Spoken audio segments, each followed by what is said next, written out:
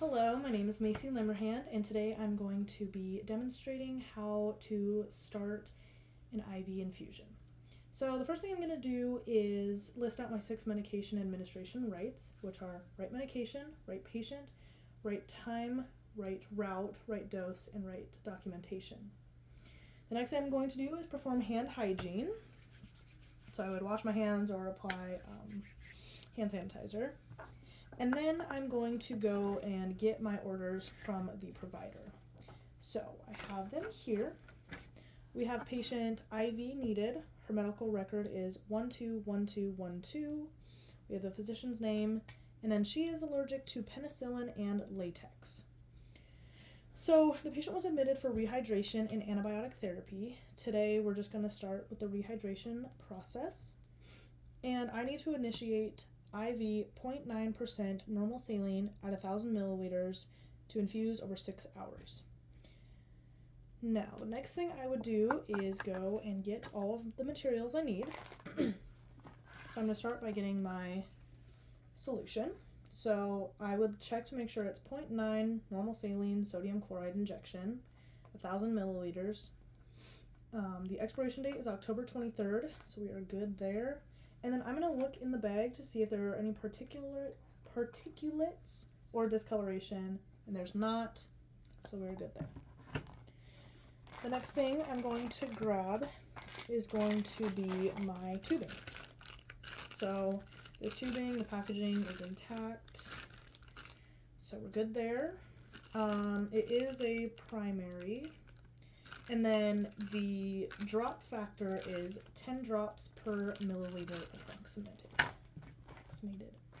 Then I'm just going to need a saline flush.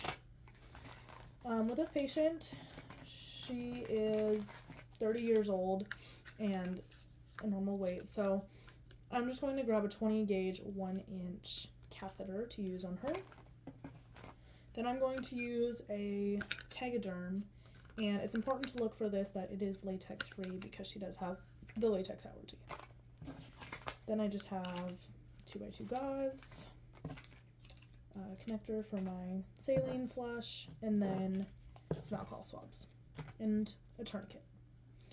So after I've gotten my tubing, the next thing I can do is go ahead and calculate my drop factor or my drops per minute rate. So since she will be getting 1,000 milliliters per 6 hours and the drop factor is 10 drops per milliliter, I went ahead and calculated that I will be administering 28 drops per minute. And there is my math right there. So the next thing we can do is go ahead and go into the patient's room. So I'd say knock, knock, knock. Hi, my name is Macy. I am a student nurse today, and we are going to be starting an IV on you. Can I please get your name and date of birth? Hi, my name is IV needed. My birth date is 2/2/98. I don't know. And so I would check her wristband too, and everything matches. So we have the right patient. And then I would explain to her that we are going to be giving her just normal saline to rehydrate her after some fluids that she has lost, as ordered by the provider. The next thing I'm going to do is I'm going to get my IV solution, and I'm going to put the patient's name,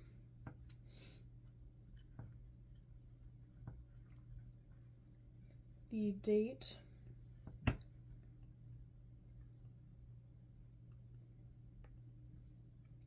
and the time, which is 1100. Okay, and then I would also put on a label that has the patient's name, the prescribed drops or the prescribed order, the infusion rate, which is 28 drops per minute, the time the infusion started, and then the time that the infusion is expected to stop, which would be 1700. Okay, and I would put that right on the IV bag. Oh, and when I went into the patient's room, I would perform hand hygiene again. Okay. Okay, and then I would also put a label on the IV tubing. So we need to open this up.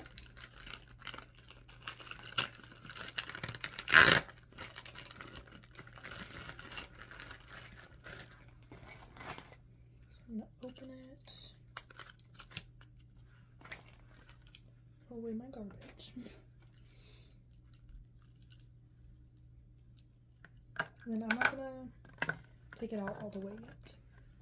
So I'm just going to get a little piece of tape because I don't have any labels with me. And I would write the date and time.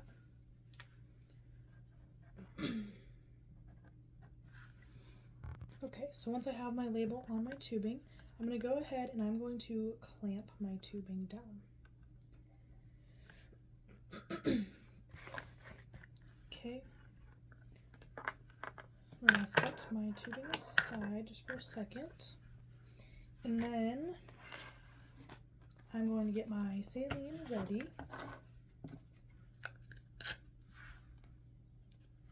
And I have to hold it up like this. I'm going to pull this off. I'm going to wipe this just as another safety precaution. And then I would also put gloves on. I don't know if you necessarily need gloves, but it is just another precaution because this spike is sterile. So with that said, I'm going to remove the cap and then not touch the edge of the spike. Then I'm just going to spike my bag.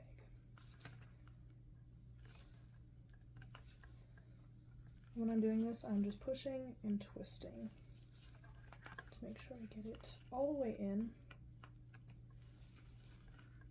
I can see that it is in.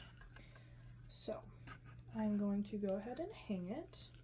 But before I do that, I'm going to squish my drip chamber and fill it up about halfway. Okay, and I have a very makeshift IV pole here. Okay, so the next thing I'm going to do is prime my tubing. So I'm going to hold the end, and I'm going to take this cap off so I can see that. Actually, no, I'm not. I'm going to leave it on. Okay, so I'm just going to open my clamp here. And I can see the fluid coming.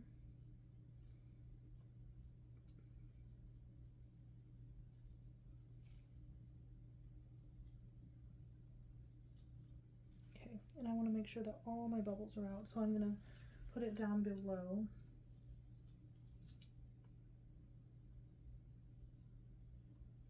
Okay, and all my bubbles are out. So then I will set my tubing aside, and my IV is ready. I'm going to discard of these gloves. Okay, so the next thing I would do is I would place a linen protector under my patient's arm, which is what this is.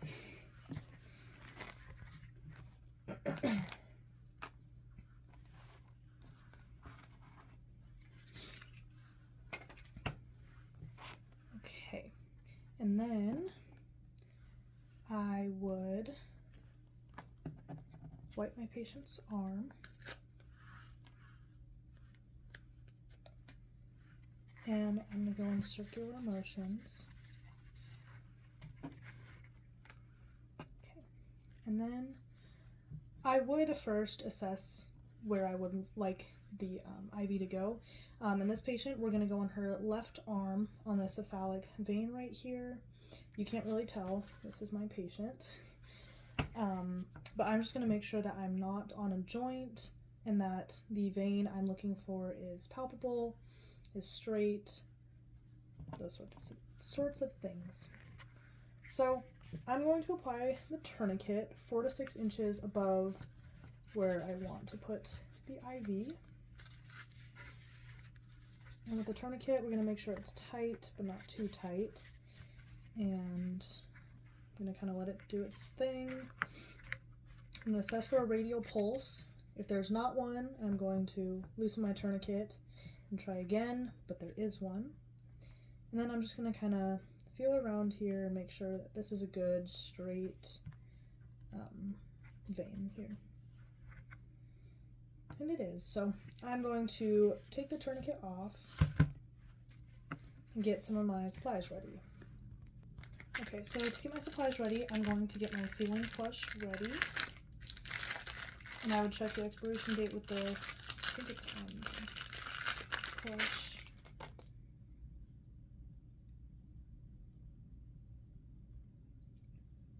Okay, the expiration date is 2024, so we are good there.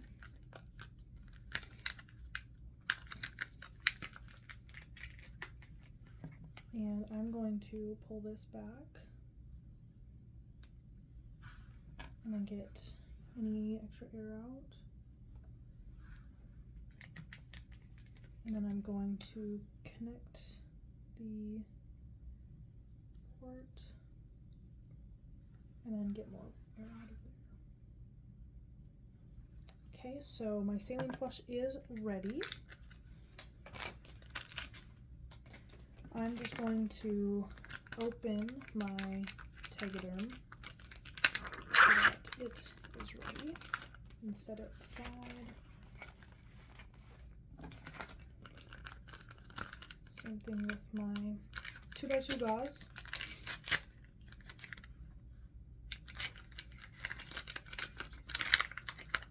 Okay. And then I have a piece of tape here ready, and I would make sure that it is latex free. And then I'm going to just open up my catheter here.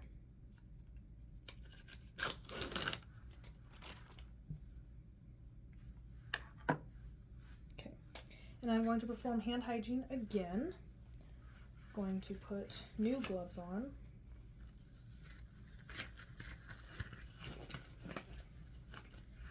Okay. I'm going to apply the tourniquet.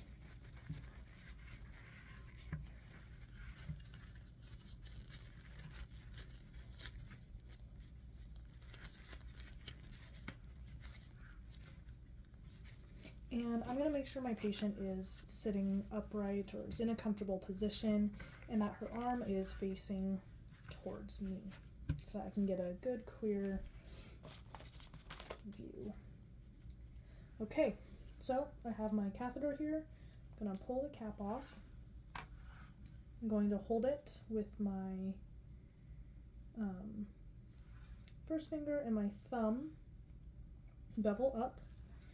And then I'm going to pull down on the skin here with my non-dominant hand to kind of anchor. And then before I go in, I'm going to move the catheter just a little bit to make sure that it'll slide in easy. Okay. And I'm going to hold it at a 10 to 30 degree angle.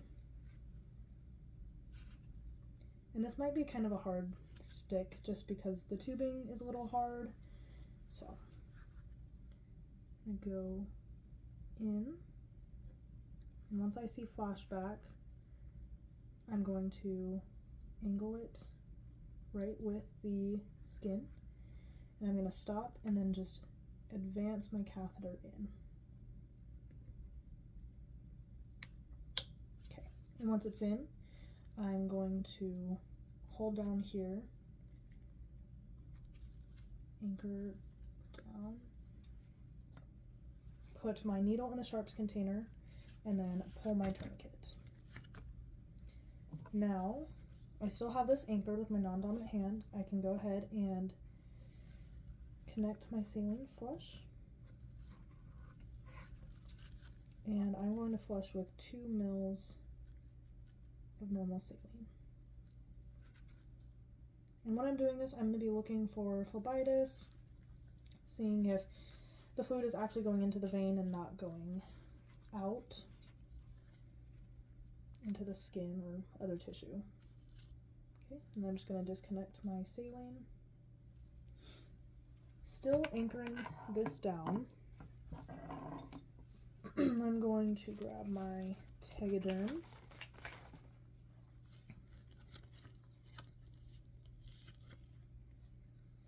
And I'm going to put it right over the top, not covering the hub. Ooh. Hopefully not stick the Tegaderm together.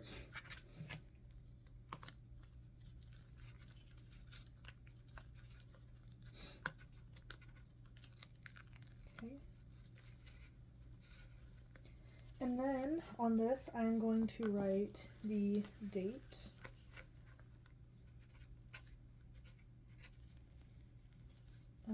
My initials, and my gauge of the catheter I used, which was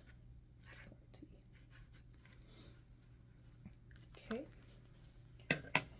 And then I am going to put the 2x2 gauze right under there. And I'm going to fold it in half and put it under the hub. Next, I'm going to grab the latex-free tape, and I'm going to go on the chevron pattern. So I'm going to go right under the hub, maybe, and then I'm going to cross these sides so that it is anchored down really good. Okay. So before I put down the Tegaderm, I would have wiped the patient if there were any blood or just anything else, and then I would put the Tegaderm down. Okay, so the next thing I'm going to do is I am going to establish my drip rate. And by doing that, or to do that, I'm going to watch my drip right here. And I know that I need 28 drips per minute. I wish I could hang this somewhere. So what I'm going to do is I am going to undo my roller clamp and just watch the drips go. And while I'm doing this, I would be watching a clock or my watch to make sure that I am counting 28 drops per minute.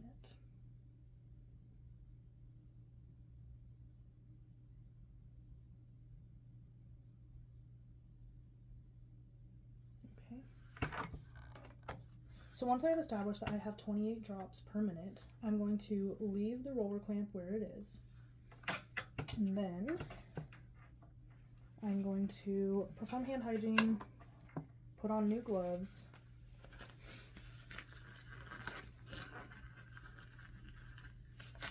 maybe.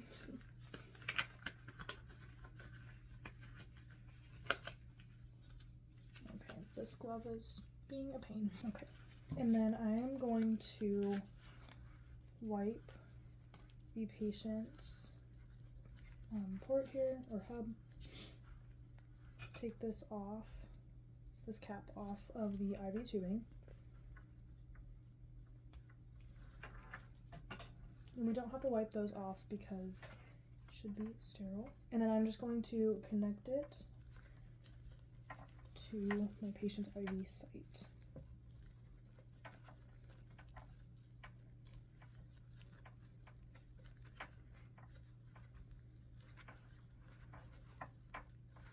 Okay.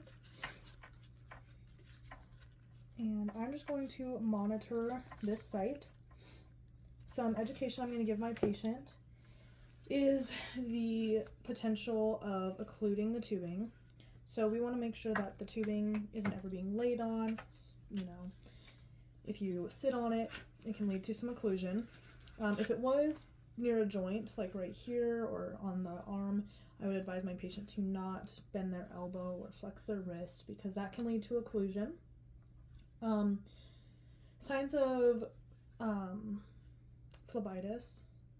Yes, phlebitis. So I'm going to tell her to look for any redness, is it hot to the touch, cold to the touch, just any reactions. If there's blood in her tubing or around the site, report that.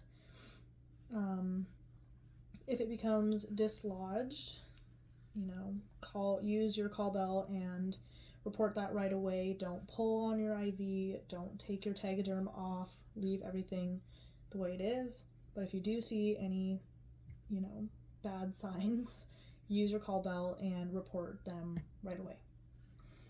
So yeah, I would just leave my patient, raise the head of the bed, make sure they're comfortable, and check on them in a few minutes to look at their IV site. Thank you.